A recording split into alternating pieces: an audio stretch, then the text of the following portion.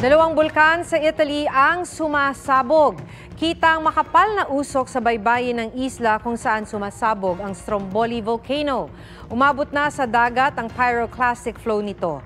Tanaw mula sa bangkang yan ang kapal ng abo at usok na ibinuga ng bulkan. Sa Sicily, lumakas pa at tumaas ang ibinubugang lava at abo ng Mount Etna na pinakamataas na active volcano sa Europa. Dahil dyan, isinara muna ang Catania Airport. Itinuturing na most explosive volcanoes of the world ang Mount Etna at Stromboli.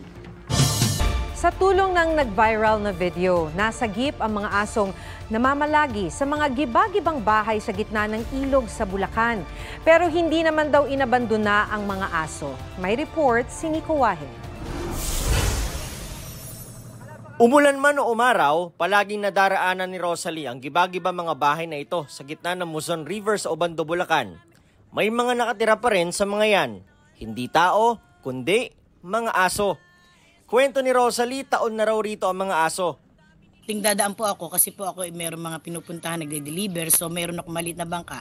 Dadaan po ako doon, nabibidyo ko sila. Marami raw mga palaisdaan sa ilog na may mga nakatirik na kubo na posibleng dahilan kung bakit may mga aso rito. Nung na-wash out na po, wala na po wala na po mga palaisdaan. Ilan na lang po yung medyo natitira. Siguro po yun po isa pang paraan kung bakit may naiwan na doon.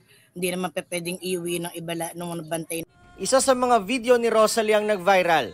Kaya naman ang Animal Kingdom Foundation agad nagsagawa ng rescue operation.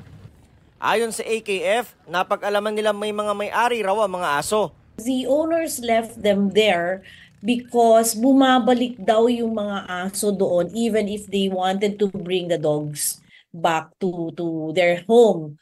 Bumabalik sila doon. At hindi naman daw pinabayaan ito ng mga may-ari. They were claiming that they always go back para magpakain naman. They go back every day to feed the dogs. Sa kabila niyan, sinagip pa rin ng Animal Kingdom Foundation ang 6 na aso sa lugar at dadalhin sa kanilang Rescue and Rehabilitation Center sa Capas, Tarlac.